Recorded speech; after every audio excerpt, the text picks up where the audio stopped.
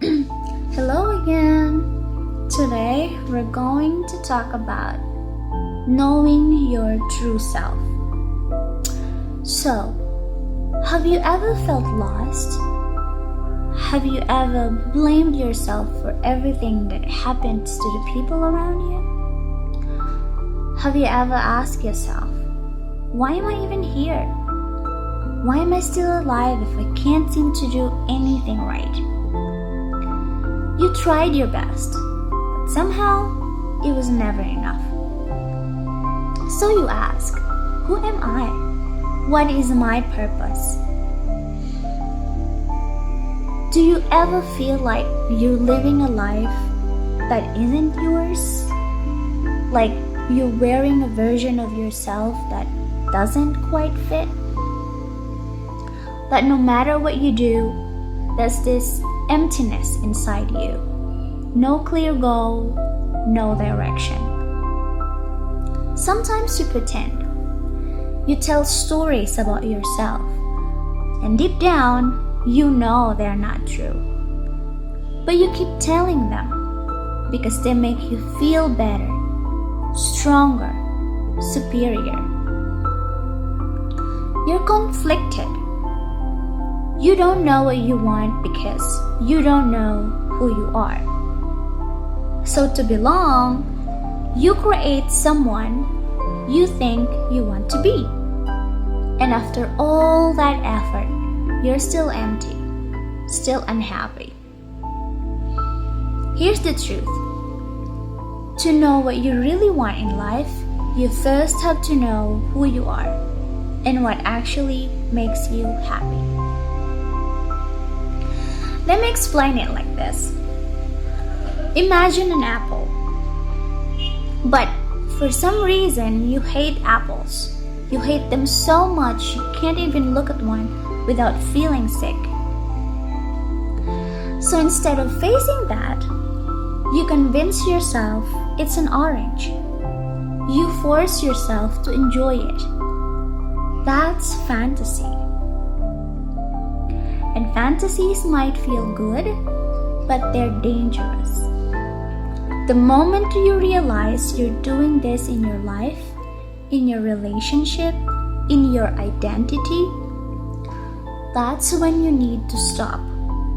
Sit back, breathe.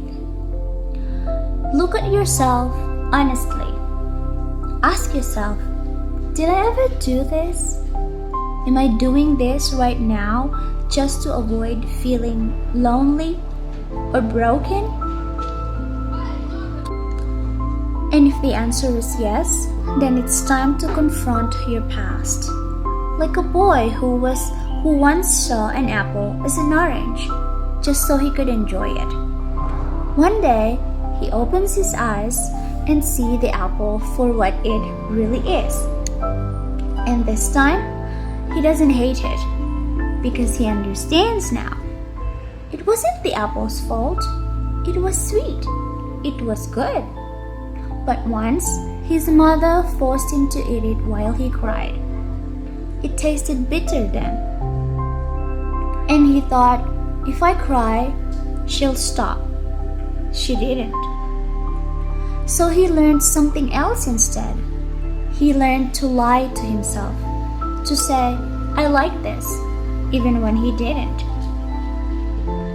And that's how he grew up, never saying no, never wanting to upset anyone, even when it hurt. He wanted to be a good boy, then a good man. He didn't want to be hated, but now he's better. Now he can say no, because he understands this. What I feel doesn't control others, and what they feel shouldn't control me. Always remember this. Only you can hurt yourself emotionally. Not to blame yourself, but to take responsibility. Because responsibility gives you power. You can look back and ask, what happened? What did I do wrong? What could I have done differently. That's how growth happens. You can't change the past. There's no white ink in life. You can't erase mistakes. All you can do is learn from them and never repeat them. Pain that becomes a lesson stops haunting you and starts strengthening you. You weren't soft, you were made soft. You weren't tough, life toughened you. Your experiences shaped you. Your true self is the sum of everything you've been through, especially the painful parts. You can deny them, hide from them, run from them, but they're still you. You were your mother's artwork, but you were not finished. Now, it's your turn to continue the painting. Don't be afraid to paint over the ugly parts. It's yours now. Paint yourself based on what truly makes you happy. Not on expectations, not on lies, not on fantasy. Step out of the shadows. The sun won't destroy you.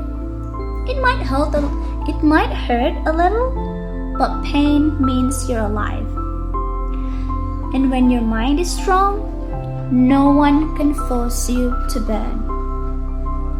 You can always return to the shadows. As long as you remember, they only exist because there is light. And one last thing. Your comfort zone is not a place.